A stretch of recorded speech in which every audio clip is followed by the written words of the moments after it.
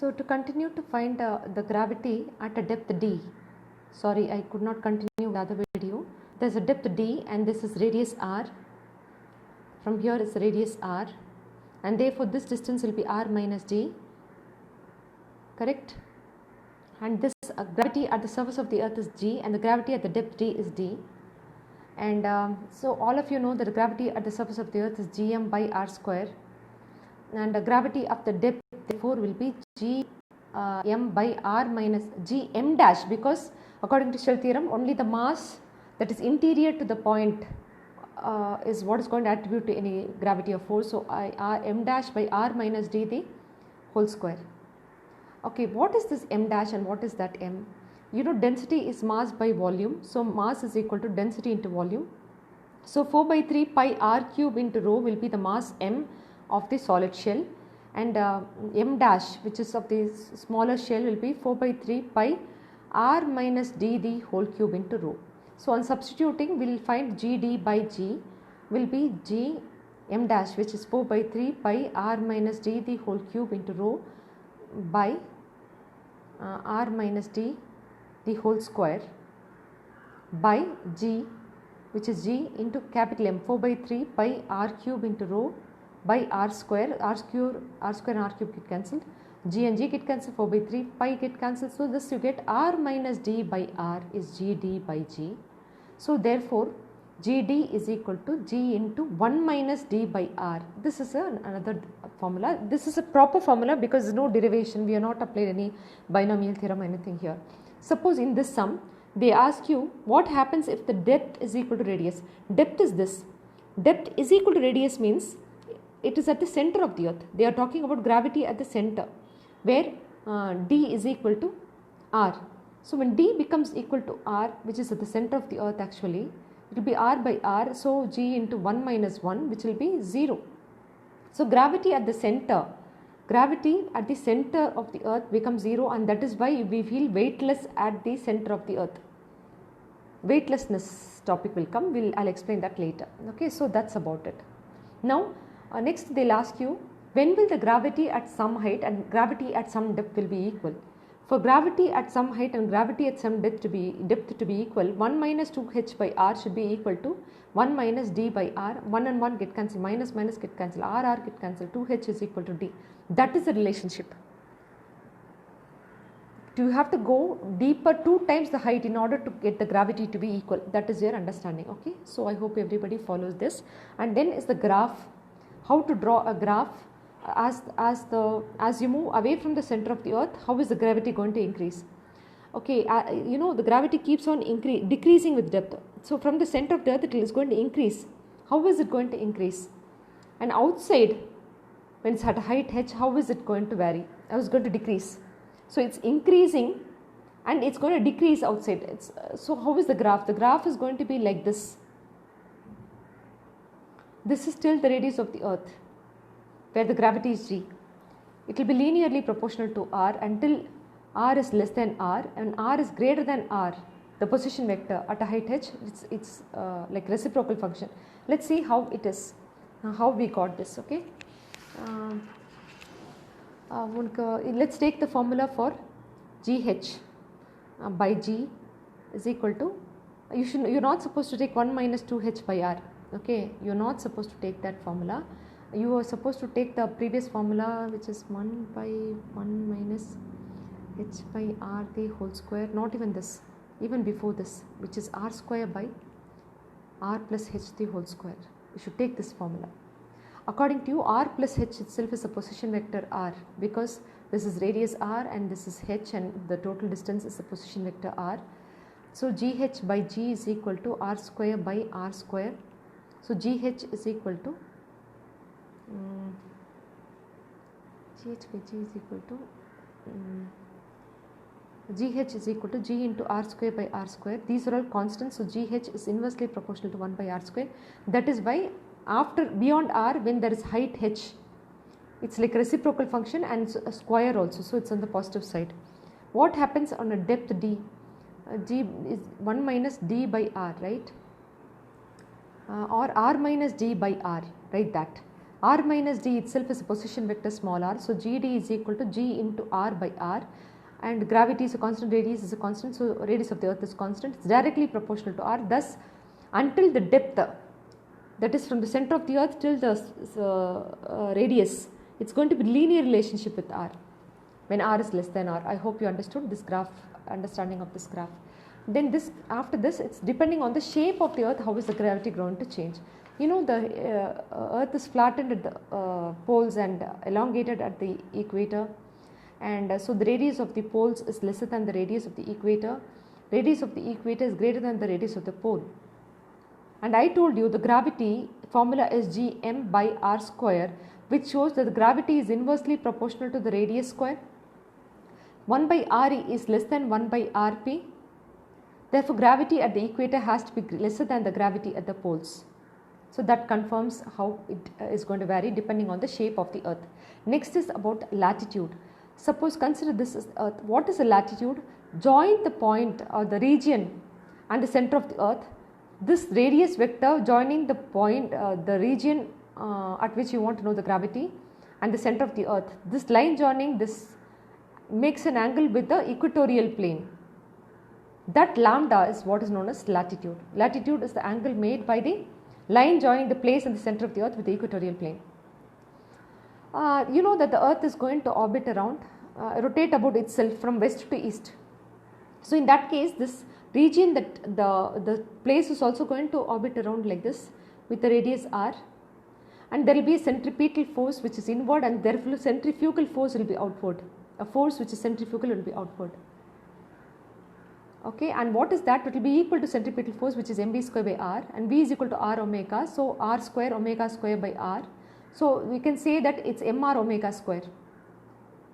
We are going to break it down into components. If this is lambda, corresponding angle this is lambda, so mr omega square cos lambda, and this will be mr omega square sin lambda.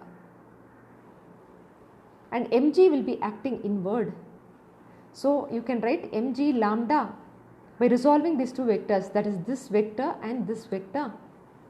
Mg lambda is equal to mg minus mr omega square cos lambda. So m throughout get cancelled. This is g lambda. The gravity at any latitude is g minus r omega square cos lambda.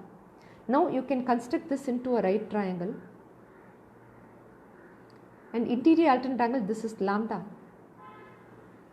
And cos lambda is r by capital R radius. So r is equal to r into cos lambda, small r pala. So g minus r omega square cos square lambda will be the formula for g lambda at any latitude. So that completes the latitude derivation. So what you understand that on the equatorial region this will become 0 because lambda itself is 0. Suppose if you are locating a place at the equatorial region, lambda is 0 because latitude is 0. In that case, g lambda, okay, lambda is 0. So g lambda in that case will become g minus r omega square. Suppose you are going to locate a point on the poles which is going to make an angle, don't say poles, which is making an angle 90 degree with the equatorial line. So then it will be cos 90 and cos square 90 is 0, and so in that case gh will be equal to g lambda will be equal to g. Suppose lambda is equal to 90 and lambda is equal to 0. And what can we say? You know that cos 0 is 1 and cos 90 is 0. So as the lambda keeps on increasing, the value keeps on decreasing.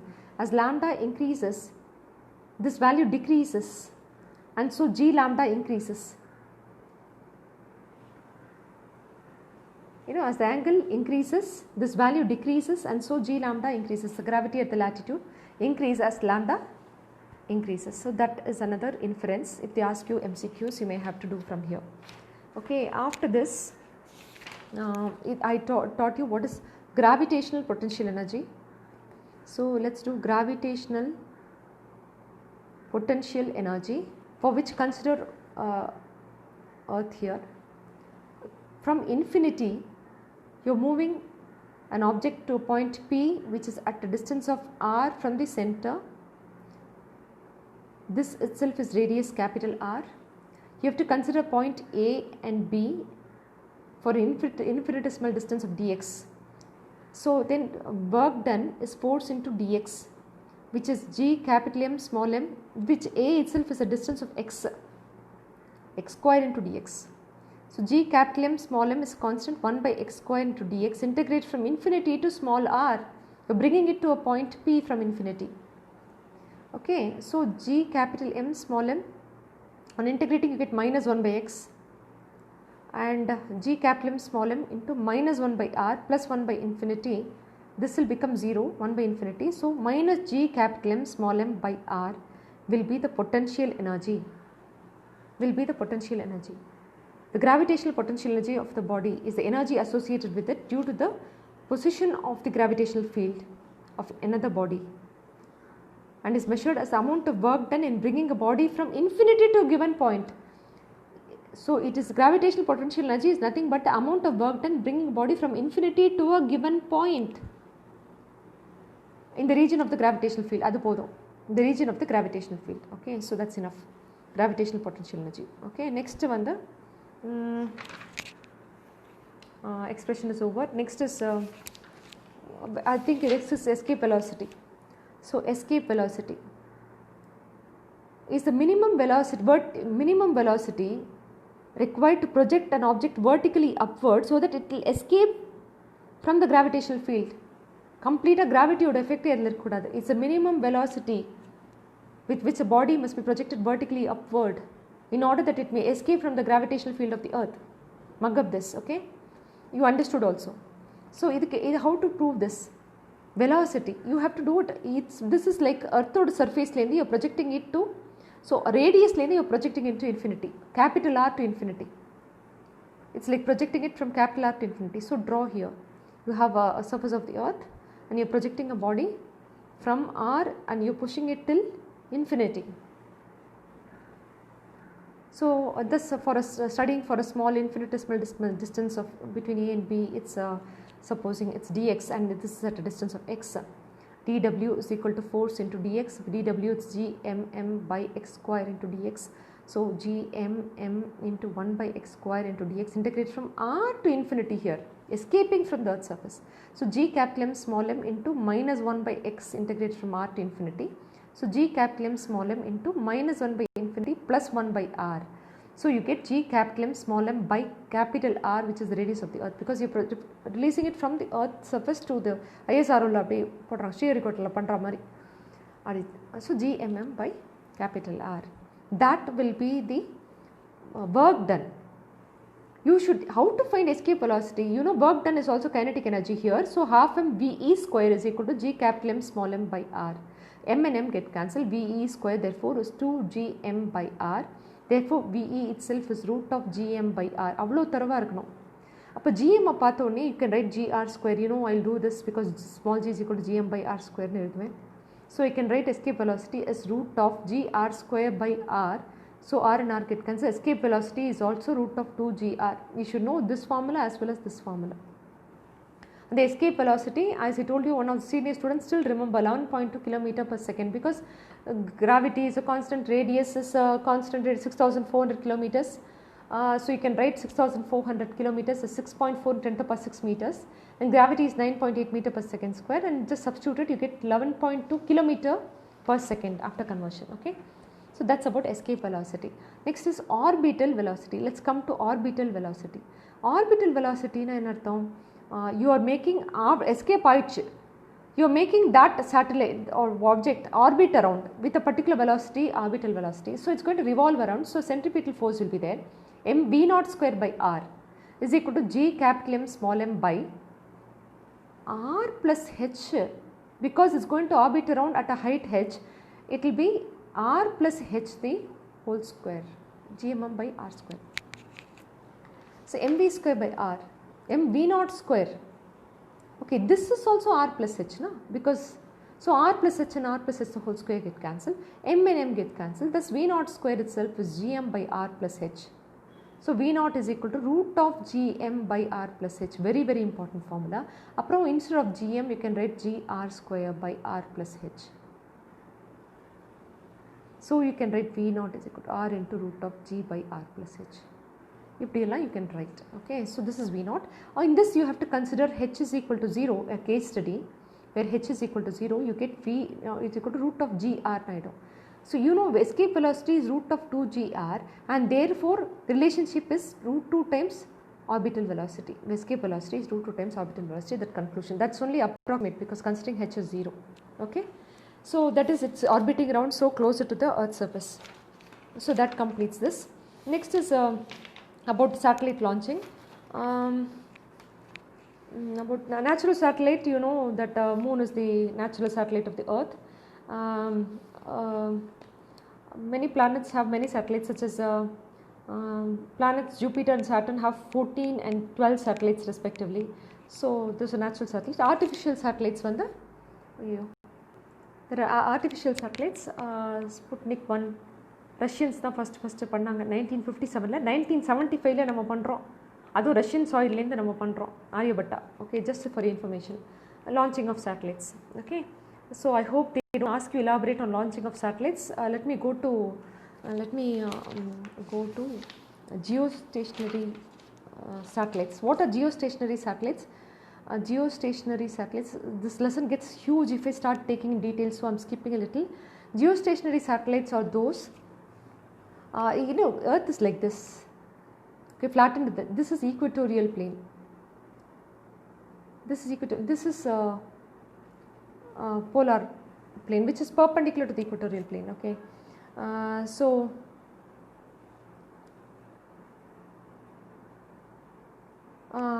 equatorial plane is here, which has greater radius. Can you see the radius of the equatorial plane is much bigger than the radius of the polar planes, and so the equatorial plane la oru satellite irukku vechukoyen. These are called geostationary satellites because that is made to revolve around the earth. Rotate agumbodhu these satellites will also rotate with the same angular velocity as the earth, so that it will appear stationary from the earth. That is why they are called geostationary satellites. Okay, they are allowed to move in the same direction and same angular velocity as the earth is rotating about its own axis, and so it will appear to be stationary, and these are called geostationary satellites, and their radius is much larger when compared to polar satellites. Leave that point. Okay, now I have to talk to you about how to derive an expression for time period of this satellite.